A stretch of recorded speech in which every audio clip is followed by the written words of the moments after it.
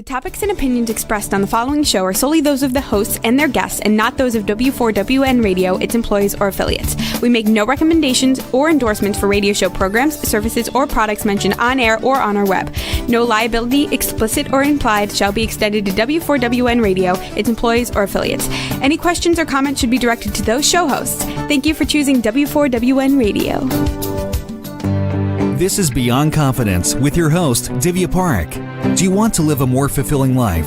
Do you want to live your legacy and achieve your personal, professional, and financial goals? Well, coming up on Divya Parekh's Beyond Confidence, you will hear real stories of leaders, entrepreneurs, and achievers who have stepped into discomfort, shattered their status quo, and are living the life they want.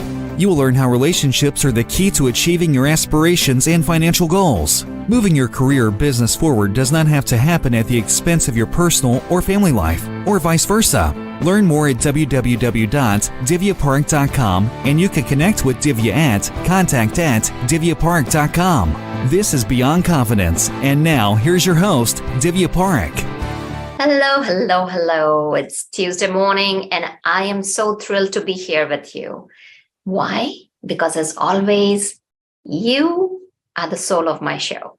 And to be with you is the best thing because you are so important to me.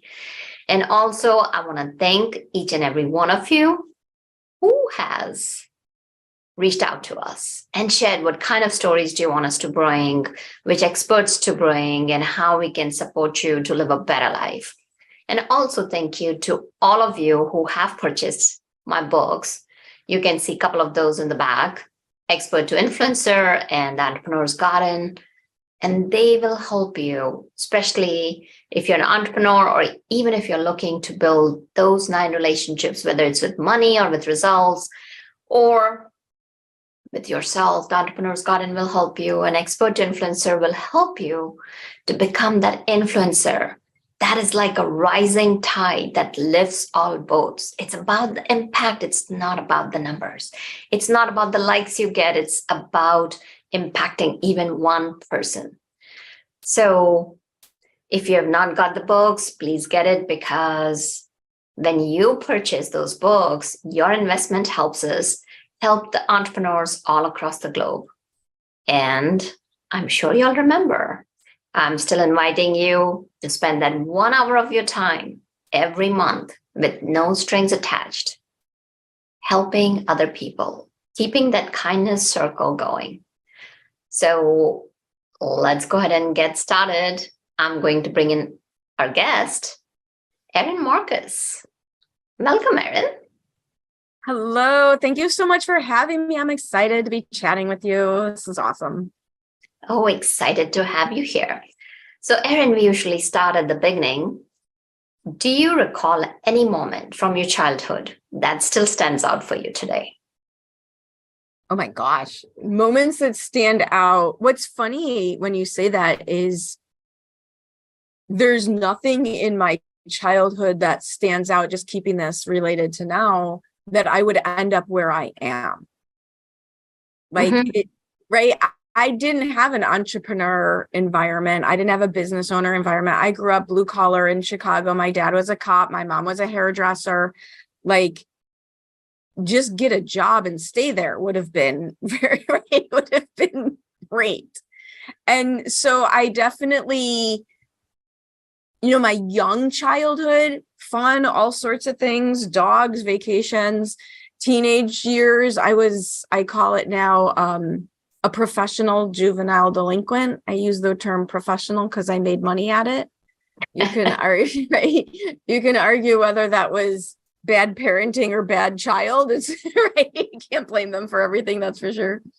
But something that stands out, I think it's more, if I had to really say, like, again, kind of relating it to where I am now, one of the themes that from my childhood that I think helps me now is knowing that I had to be in charge. Not I had to be, but everybody should be in charge of their own end game. Like, that if you're not making decisions for you, you're giving away that power to people who are not vested in you.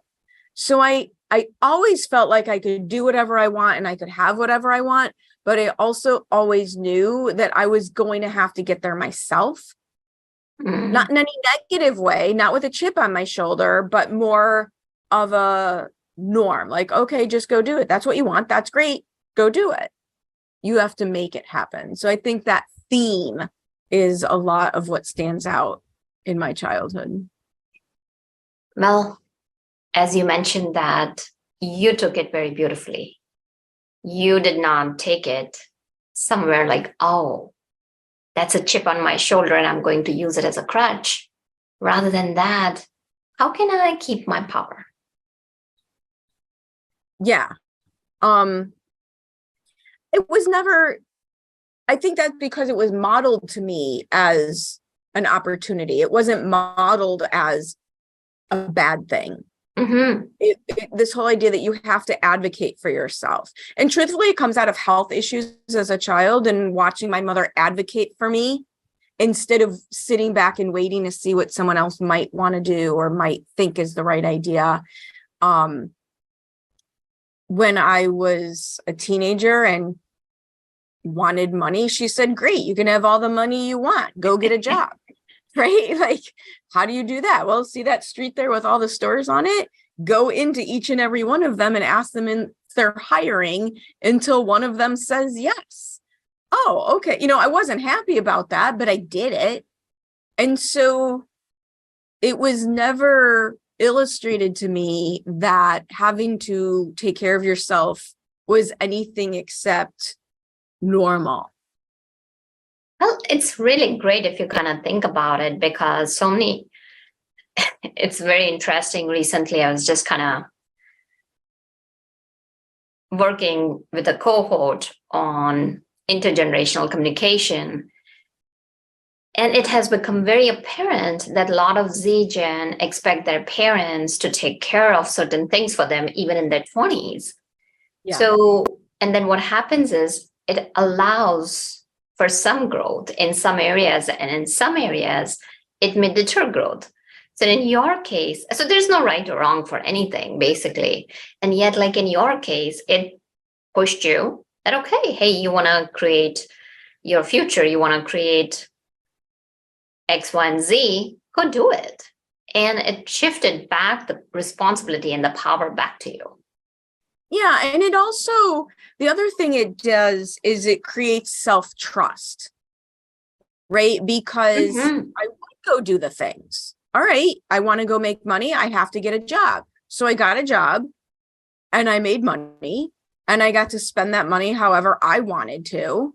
So again, just because that's who we are, this framework of business owner, entrepreneur, I think doing that for so many years allows me to take risk now, to go for something bigger now, because the thing that I know is I'll always be okay, because I'll just always take care of myself, because I always did. And again, not with a chip on my shoulder, but just because it was normal. And going back to your comment about Gen Z and the younger generations that expect their parents to take care of certain things for them, like, these parents aren't doing their kids any favors. Like, can't blame the kids. They didn't raise themselves. Like, okay, now you're an adult. You have to decide, do you still want to stay in that situation? And I remember, you want to laugh. Like, I remember when I turned 16, when I got my driver's license, I wanted to be able to drive the car. And it was my mom's car that she used 90% of the time. So in order to even have access to the car, not my own car, but in order to have access to the car that was seldom available to me, my mother's car insurance went up. This was crazy, by $40 a month in 1986. Do you know how much money that was? I mean, right? Then, yes. My mom, oh my God, my mom, to have me on her insurance cost an extra $40 a month. So in order to even be allowed to use the car, if it was available, I had to pay that $40 a month. And actually, what you're telling is something that was very normal for our generation. Yeah. Where, so for example, like, when I was using one of the vehicles, I had to pay for the gas. So in my case, let's say if insurance was covered, but I had to cover the gas. And when you're doing that, then you learn to appreciate more. And because of internet and social media, everything is so much running into instant gratification. So coming back to your story, you mentioned something about professional juvenile delinquent. Can you expand on that? I was a bad kid, right? We made money doing illegal things. But the part of that, though, I was in Chicago. First of all, I grew up in the city in the 70s and 80s. And looking at the situation now and watching, first of all, when we have reunions, a lot of us talk about it's amazing how well a lot of us are doing, all things considered. Right? Isn't that interesting? But the activities that we were involved in were usually not harming people who weren't choosing to be a part of those activities. So I think that's a difference versus what you see now with mobs downtown and stealing, just destroying. We weren't being good kids, but we weren't being a menace to society type of situation. But the other thing is, and maybe it's because I don't have kids, I do still tend to relate to that story versus the parental version of the story, where I think if your kids manage to get through teens and young adulthood without doing anything so horrible that it completely derails them, what's the big, really, it isn't. They've done really well for themselves. I agree. Like, there's a line between, okay, this wasn't good behavior, but it also does it really have lifelong consequences? No, then why are we making such a huge deal out of every little thing?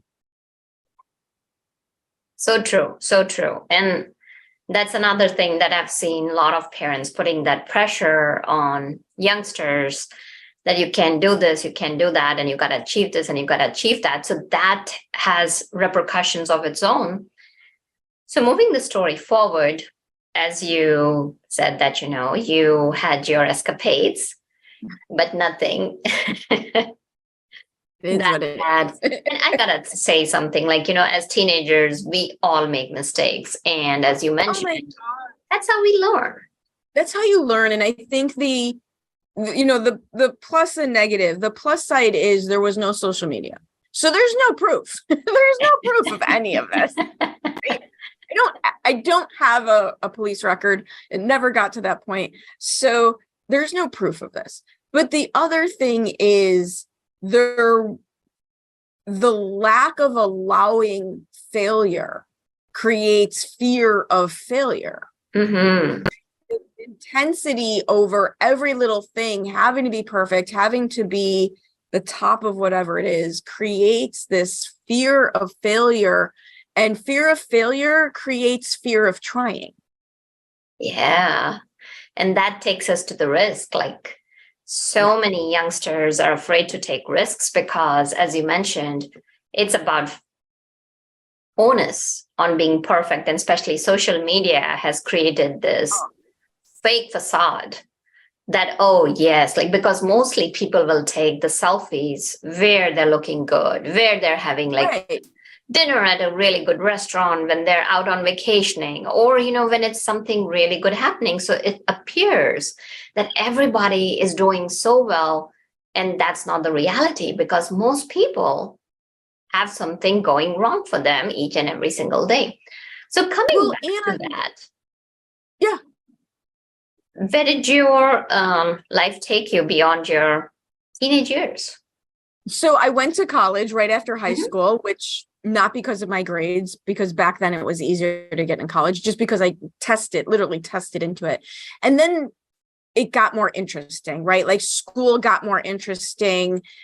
I was surrounded by people who were excited about doing things within their classes as opposed to externally. And it was really what I ended up doing for most of my career was just having a really good work ethic. Right. I never was one of those people who, like, I think it's an absolute miracle that someone at 9 years old, I want to do this. And then they set out to do it and then they actually do it. Like, I never knew, what did I really want to do? So what I did do, though, was I had a very good work ethic and I would do a good job. And every time I would do a good job, it would open the next door, lead to the next promotion. And the other thing that I did at the same time, now there's labels for it. It didn't need a label back in the 90s to tell me to quit every job I hated. But if I wasn't happy, I left. If I wasn't happy, if I didn't feel that there was an opportunity, I found my next job. And my success at job A either led to a promotion or it led to a better job at the next company. And I did that for several years. Mm-hmm. And what was the area that you were working in? Where did that start? It's so weird. Like, when you look at back, my life is very segmented. So I started out, just because you got to get a job out of school, I actually started out in property management, large apartment complexes. And I started out there because I did it as a child. My mom was a beautician when I was little, but then she became a leasing agent in downtown Chicago. And as a kid, I would go to work with her on the weekends and help, because that's what we did, right? Like, you go to work with your parents and you help, you do their job, you do the job. So I had jobs as a child, which is hysterical. 10 years old, here, go show this vacant apartment on the 30th floor to this 40-year-old man. What could possibly go wrong? Like, you wouldn't do that now. I understand that. But I helped. And so when I needed to get a job when I graduated college, I'm like, well, I already know how to do that. I've been doing it since I was 10. And so I applied for a job as a leasing agent. I got a job and I just moved up into property management and bigger and bigger and bigger apartment complexes. And I laugh, at 53 years old now, looking back at 26-year-old me then, who in their right mind put 26-year-old Erin in charge of their multi-million-dollar asset as the manager, right? But that's what happened. It eventually led to commercial real estate. And that eventually led to where I really had a big career, was in financial services. But the theme was always marketing and sales, sales. Do a good job, step up, learn more, help more, be interested, take action. Right. So what I'm hearing is that your life traversed through a lot of corporate venues. And how did that transition occur? What was that turning point that made you go from being in corporate to becoming an entrepreneur? So my ultimate career was, I was there for 12 years. My fancy title before I left was Senior Vice President of Business Development. And that was at the largest long-term care insurance only wholesaler in the country. So I was putting together these regional and national deals with manufacturers of insurance, MetLife, Genworth, John Hancock, and then the people who sold it, the banks and the broker dealers. And I had amazing people that I worked with. I had absolutely amazing people that I worked with who exposed me to things way above my pay grade. That I got an MBA while I was in that company, right? So huge exposure to big business, right? Corporate level business, multiple $1-million deals, things like that. And when it's really weird. I don't know why this happened, but when I was about 39, 40 years old, I started to feel weird about what I was doing, because as the company gets bigger, your job gets smaller. So I was doing a less variety of things. And I'm watching this business again with people that I loved in a company that was amazing, but I was watching it started to feel very contrived, like it was being made complex in order for more people to make a nickel in the process. And I think we're way down the rabbit hole on that in so many of our industries in this country, that the reason things are so expensive is because everybody wants to make a nickel in the process. And so things get very, very complex. And I was watching that happen. And as that was happening, I was getting further and further and further removed from having an impact or feeling that I was having an impact on anything. Not because of anything anyone was doing wrong, but just by the nature of companies. And so at the same time, I was getting a little older and I'm starting to feel like I want something for me. Right. There was a couple of things that I had been involved in where we had been planning and working on a project for 6 months, 9 months, a year. And then someone in there decides to change their path and bye project. And so, and it just felt very like I wasn't in control of my situation. I was subjected to what other people were going to decide, not in a bad way, but just not in control, which, as we established in my childhood, was kind of a thing. And feeling like I wasn't having an impact, feeling like I'm now old enough where I have some information in my head, where I've got some experiences. I want to go do something different. And so it's this mixture of boredom, constant striving to learn new things, no longer seeing a path where I was, even though the people were amazing. And it took a little while, but I'm like, all right, what if I didn't have a job anymore?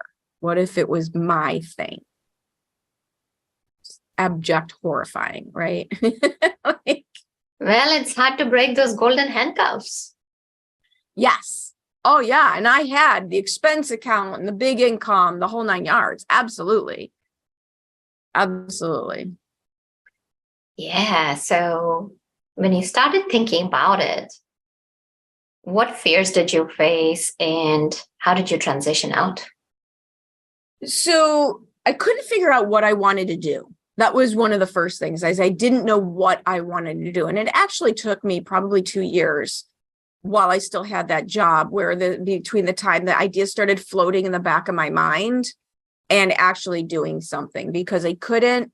And at the time, the two things that I was way into was dogs, because I volunteered every week at a dog rescue. I grew up with dogs. I was training dogs, lots of things around dogs. And then the other thing in my life was working out, physical fitness, personal training. I had done bodybuilding and powerlifting.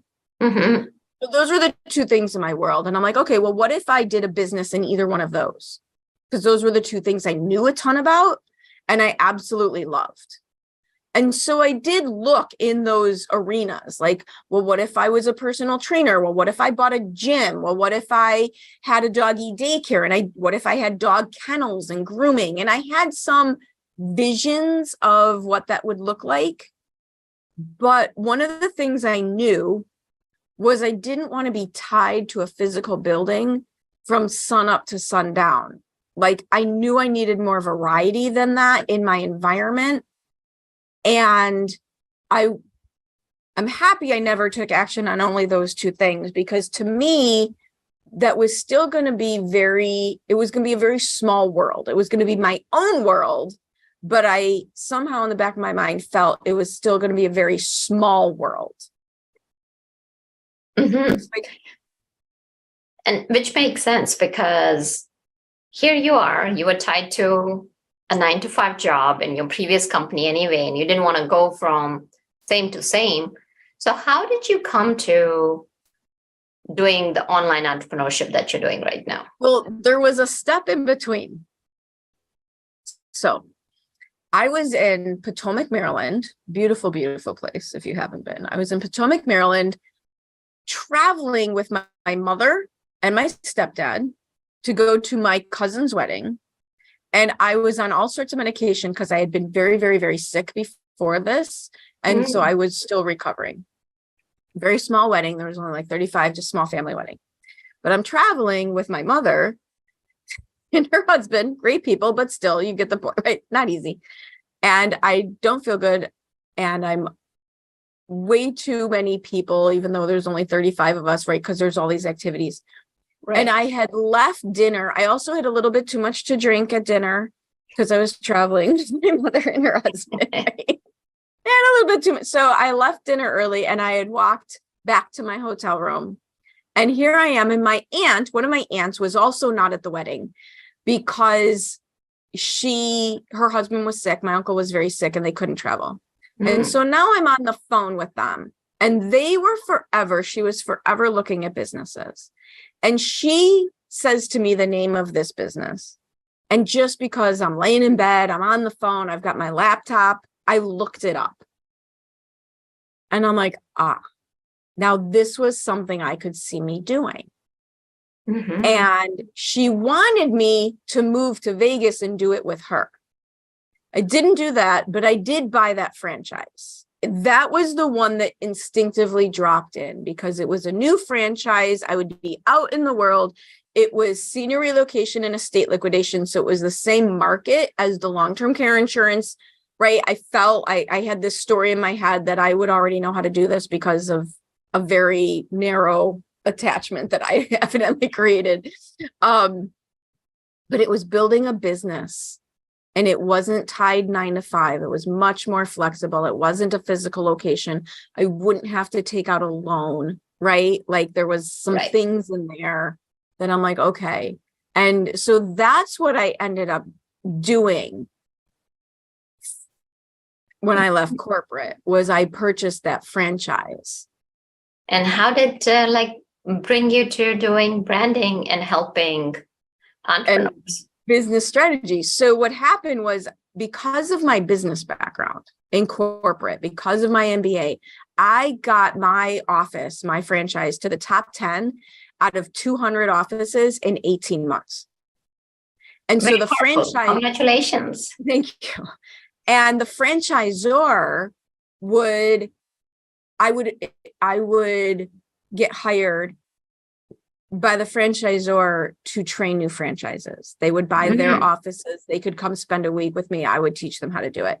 I was also speaking at the franchise events on how I was doing it. And then when I was involved in networking, I would want to give a presentation when it was my turn to present at the networking events about my business. And they were like, yeah, we know. Why are you doing so well? Teach us that.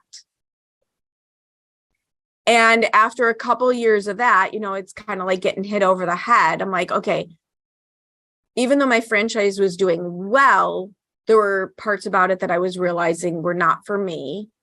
I had stopped learning. I kind of figured it out. I didn't want to play with it anymore. And at the same time, I'm helping all of my networking friends grow their businesses. I'm helping all of my vendors grow their businesses. And that's what people are coming to me for. And that's where I'm getting excited. And that's where I'm having an even bigger impact than what my business did. And so at the end of 2017, I tried to do both of this for a while. Didn't work. The universe, you try to make the change and the universe goes, no, right? And so I tried to do both. That didn't work. And so by the end of 2017, I'm like, okay, if I'm going to do this, I have to make a break. And then I called 2018 Erin's year of failure, though truthfully, so I went from this big fancy corporate job with all these accolades and bonuses and things to this franchise where, again, great success, external accolades, awards, financial rewards. And then in 2018, I made $11,000. So that was fun.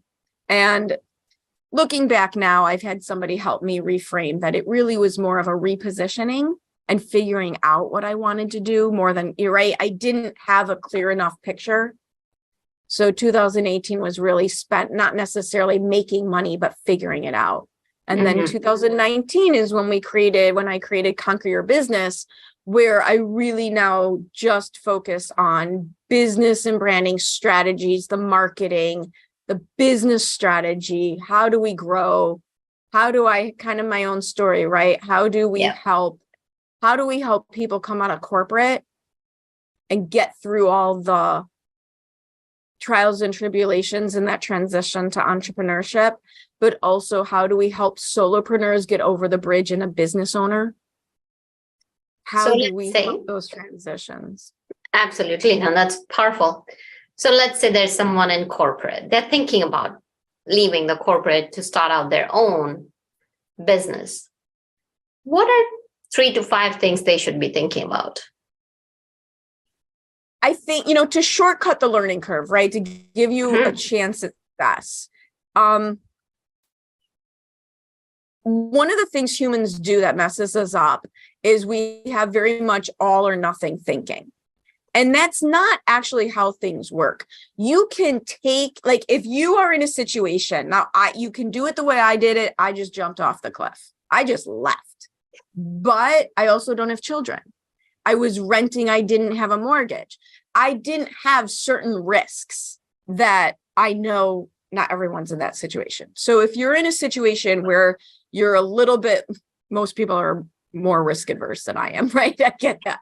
But if you need to take, there's so much you could be doing on the side in your extra hours to be laying the groundwork, to be setting yourself up for success, that it doesn't have to be all or nothing.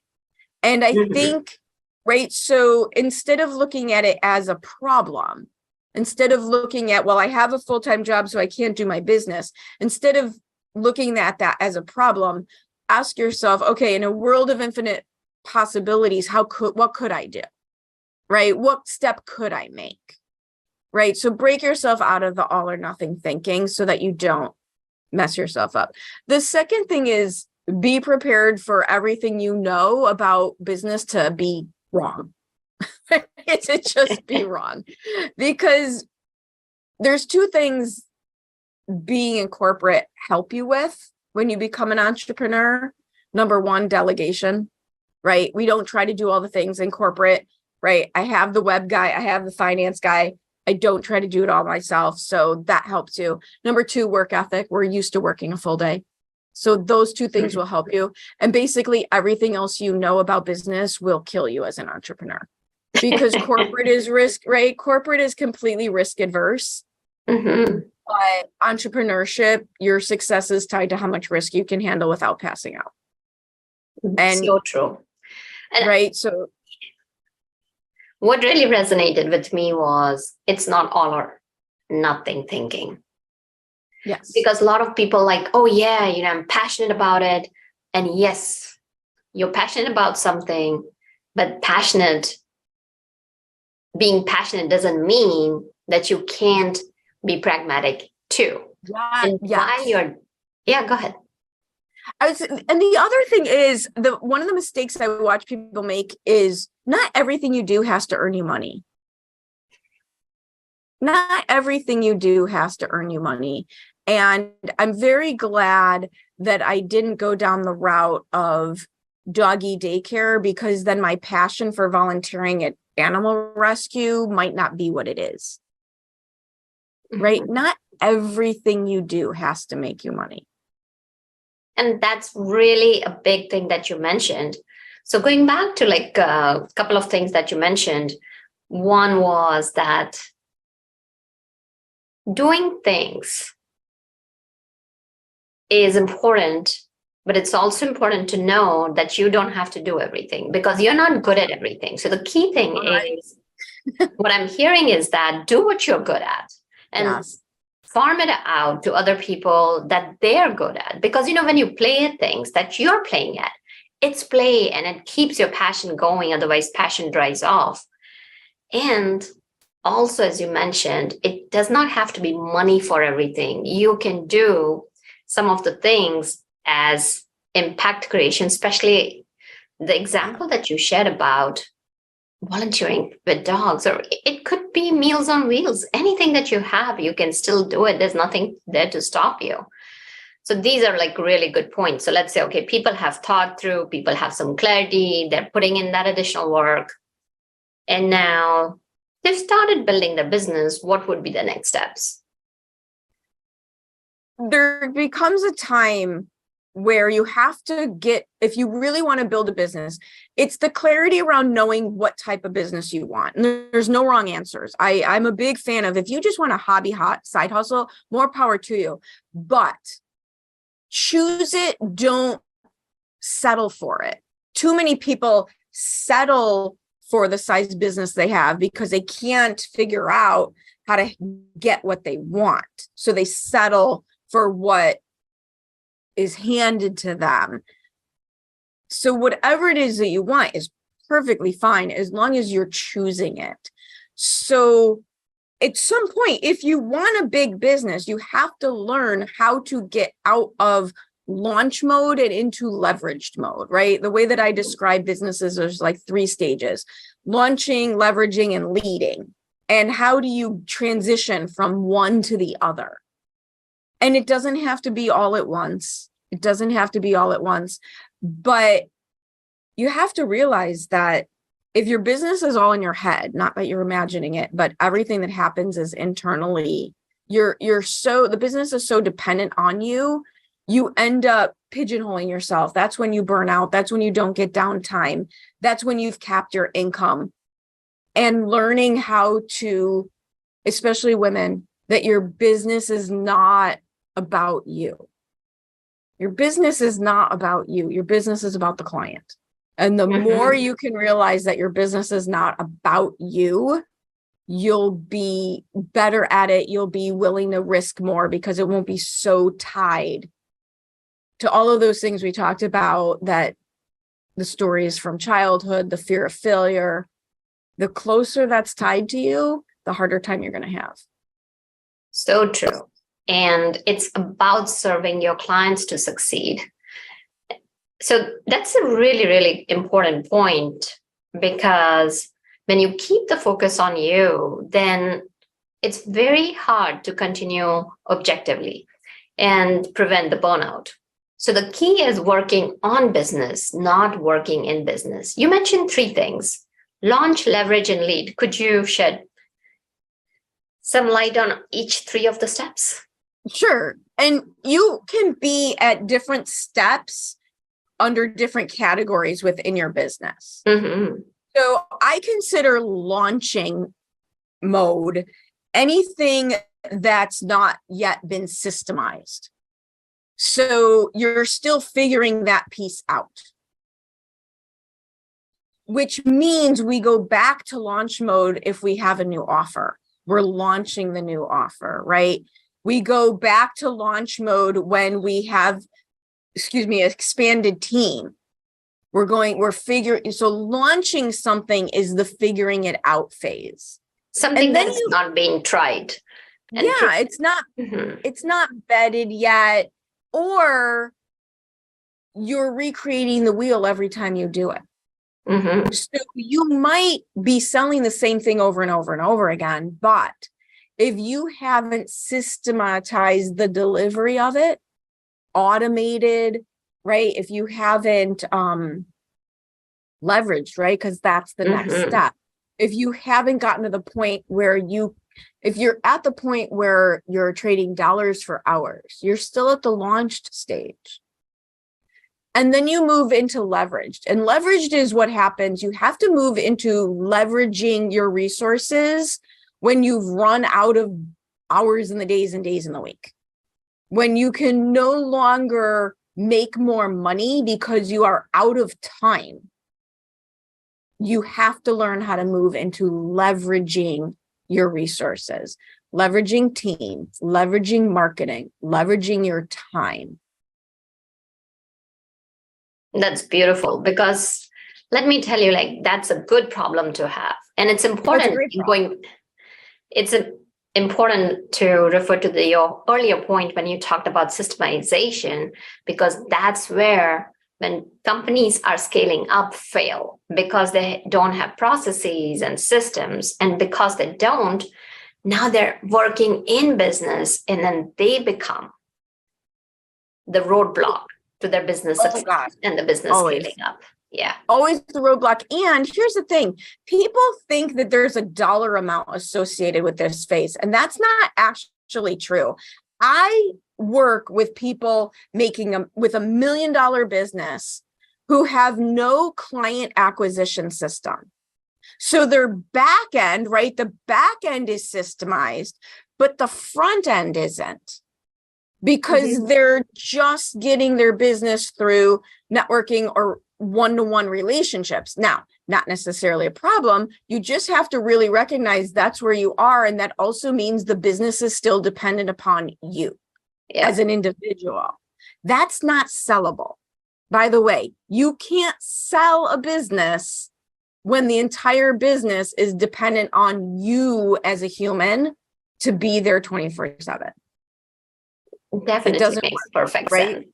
So you can have, there's large CPA firms, architectures, lawyers who are $1, $2, $3 million businesses that don't actually have the front end of their business systematized. There's no they've never had to do a client acquisition system. So now people have systematized, and as you mentioned, it's never fully done, because anytime you're bringing in a new product, new service, opening up a new branch, you will be doing some portions of it. So these are just different segments of running a business. So let's talk about leading when you have a team. That's such a beautiful phase to be in. Isn't it great? Yeah. Leading is when you get to really step into CEO role of thinker, not doer. And leading is when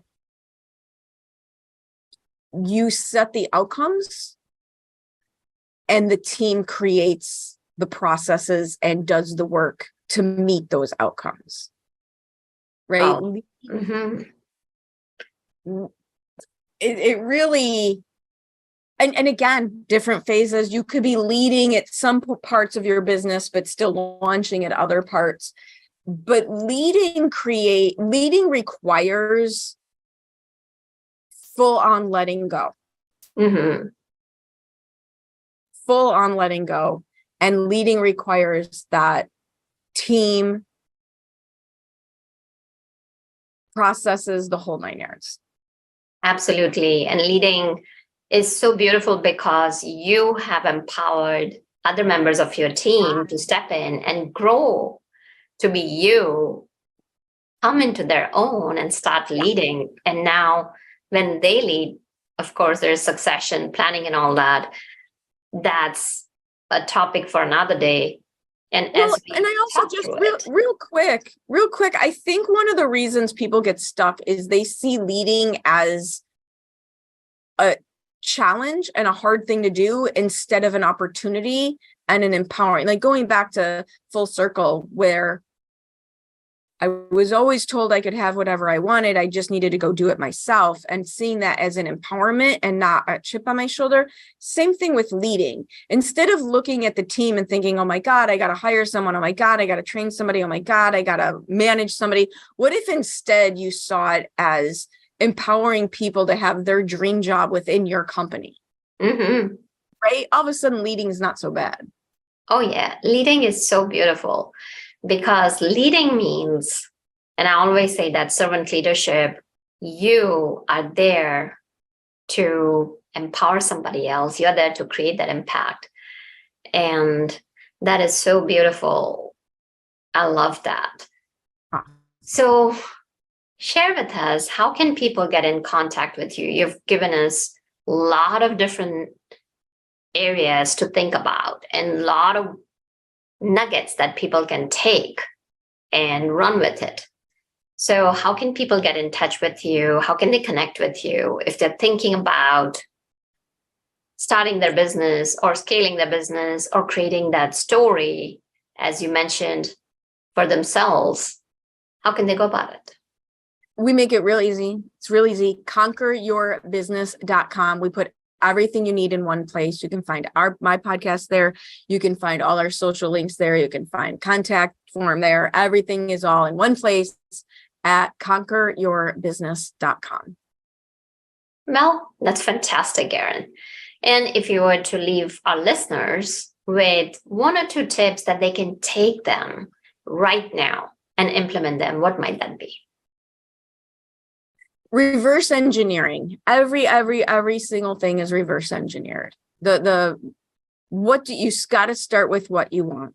What do you want? You have no idea what you need to do until you know what it is you're trying to accomplish. So it sounds easy. I totally get it's not necessarily an easy question to answer, but what do I want? What do I want to happen? What do I want to have happen? What am I trying to create? And then reverse engineer. Okay, what has to happen to get there? Who do I need to be to get it there? And what do I need to believe in order for it to happen? And there's your plan. There's your roadmap. That's beautiful.